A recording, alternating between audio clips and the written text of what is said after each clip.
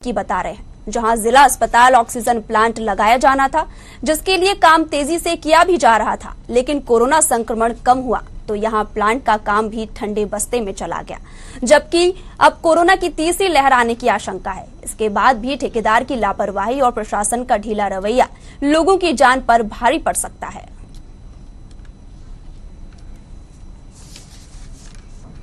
जिस ढंग से सरकार काम कर रही है, मुझे उम्मीद नहीं है कि तीसरी लहर की तैयारी कोई कर पाए। अगर ये तैयारी कर लेते तो दूसरी लहर ना आती। इसमें कहीं ना कहीं दोषी सरकार है और सरकार से बातों का जमा खर्च से कुछ कर नहीं रही। तो सरकार के कारण, लापरवाही के कारण ही हमारे मध्य प्रदेश में कोरोना की दूसरी लहर चरम पर थी, जिसमें अनेकों मृत्यु हुई है जो दर्शाई नहीं गई। और ऑक्सीजन प्लांट की मैं भी बात कर रहा हूँ कि बरगी में मैंने अस्पताल बनवाया है, वहाँ ऑक्सीजन प्लांट लगाओ, तो अभी अगस्त में उसको शुरू करना है। मैं माननीय मुख्यमंत्री जी से मिल के आया, लेकिन अधिकारी इतना ढीला काम है इन अधिकारियों का कि आज मैंने देखा जो काम करने वाले अधिकारी उनको हटा दिया। आज मेडिकल में 200 सिलेंडर के ऑलरेडी ऑक्सीजन के प्लांट लग चुके हैं। विक्टोरिया में 50 ऑक्सीजन जंबो का लगा हुआ है, 50 का और लगना प्रारंभ हो चुका है। ऑक्सीजन की लाइनें हमने अपने रांझी अस्पताल में आने वाले भविष्य के हिसाब से, बच्चों के हिसाब से लगभग 30-40 बेडों की ऑक्सीजन लाइन मैं अभी देख के आ रहा हूँ, वो चालू लगना। इसी तरह जहाँ जहाँ जैसी जैसी आवश्यकता पड़ रही है, ऑक्सीजन के प्लांट समय पर बहुत जल्दी पूर्ण होंगे, कार्य होंगे और प्रारंभ भी हो गए। वर्तमान में विक्टोरिया चिकित्सालय में एक ऑक्सीजन प्लांट कार्यरत है, जो कि 500 लीटर प्रति मिनट क्षमता का है, जो कि जिससे हमारा पूरा आईसीयू केटर हो रहा है। एक और ऑक्सीजन प्लांट लगना है जो 575 लीटर प्रति मिनट की क्षमता का है, और उसका प्लेटफॉर्म वगैरह बनना चालू हो गया है। उसमें ट्रांसफार्मर भी लगना है और ये केंद्र शासन के द्वारा लगाया जाना है। तो इसका प्लेटफॉर्म और जो बिजली की आवश्यक ट्रांसफार्मर की व्यवस्था हो जाएगी, उसके उपरांत वो ऑक्सीजन प्लांट भी चालू हो जाएगा। तो दूसरी तस्वीर हमने आपको जबलपुर की दिखाई, जहां यहां भी प्रशासन का ढीला रवैया सामने आ रहा है ऑक्सीजन प्लांट लगवाने को लेकर। ज्यादा जानकारी के लिए हमारे संवाददाता कपिल दुबे हमारे साथ जुड़ गए हैं। कपिल, क्या कुछ जानकारी मिल रही है ऑक्सीजन प्लांट के बारे में, विस्तार से बताइए।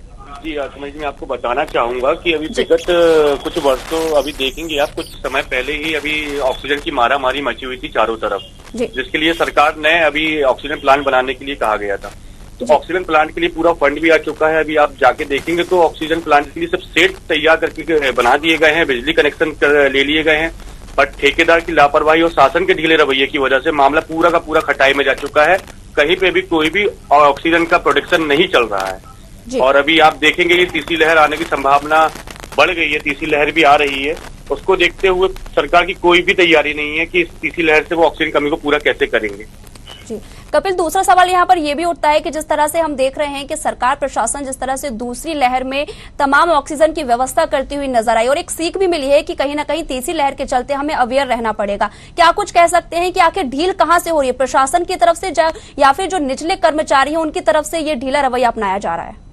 देखिए, मैं ये बताना चाहूंगा कि अभी ये शासन का ही ढीला रवैया है। ये इसमें जब तक किसी को नहीं बोलेगा, अगर अपने अधिकारियों को, अपने कर्मचारियों को जब शासन द्वारा नहीं बोला जा रहा है, उनको ध्यान नहीं दिया जा रहा है, सिर्फ वहाँ टेंडर बांट दिए गए हैं। टेंडर का कोई भी वहाँ जायजा लेने वाला आदमी नहीं है, वहाँ पे कोई कर्मचारी नहीं है, कोई ऐसा अधिकारी नहीं है जो वहाँ खड़े होकर वो कार्य करा सके। और आप जो जाके देखेंगे वहां पे तो पूरा इसका पूरा खामियाजा लोगों को भुगतना पड़ेगा। आने वाले समय में तीसरी लहर का जो खामियाजा है वो लोग अपनी जान गंवा के चुकाना पड़ सकता है उनको। जी कपिल, बहुत बहुत शुक्रिया तमाम जानकारी देने के लिए। अब हमारे साथ CHO रत्नेश कुरारिया जुड़ गए हैं। रत्नेश जी, CMHO रत्नेश कुरारिया जी जुड़ गए हैं, माफ कीजिएगा। रत्नेश जी, बहुत बहुत स्वागत है आपका MKN में।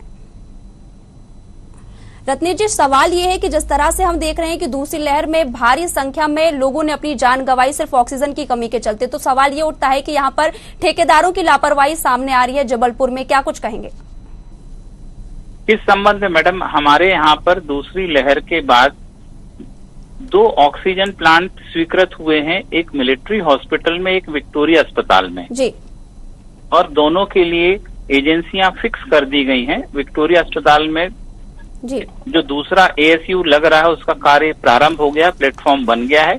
जी। उसमें शेड और एक ट्रांसफार्मर की जरूरत है, जिसके लिए हमारे सिविल सर्जन ने प्रयास कर दिए हैं, क्योंकि चूंकि वर्तमान में तीसरी लहर की संभावना को देखते हुए सीटी स्कैन की भी स्थापना की जा रही विक्टोरिया चिकित्सालय में। तो सभी जगह इलेक्ट्रिसिटी का भी जो प्रॉपर लोड है उस संबंध में कार्रवाई की जा रही है और कहीं किसी स्तर पर कोई लापरवाही नहीं है। जी, यहाँ पर संस्कार धानी की बात है सर। यहाँ पर लोगों का कहना है, जब वहाँ पर हमारी टीम पहुंची तो ये कुछ सामने आया कि अभी तक ऑक्सीजन प्लांट की प्रॉपर व्यवस्था क्यों नहीं हो पाई है कि वहाँ पर जो चलन है ऑक्सीजन का वो प्रॉपर तरीके से अब शुरू हो। नहीं मैडम, हमारे यहाँ विक्टोरिया चिकित्सालय में एक हमारा ऑक्सीजन प्लांट विधिवत चल रहा है, जिससे हमारा पूरा आईसीयू रन हो रहा है।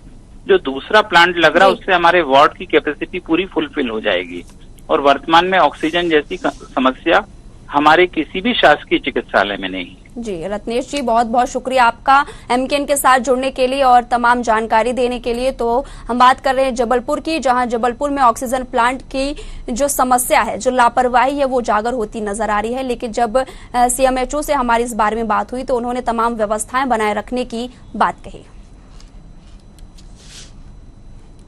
तीसरी और अंतिम तस्वीर आदिवासी बाहुल्य डिंडोरी जिले की है। जिला अस्पताल में ऑक्सीजन प्लांट लगाने का काम तो दिया गया था, जिसके बाद ठेकेदार ने प्लांट का ढांचा तैयार भी कर दिया।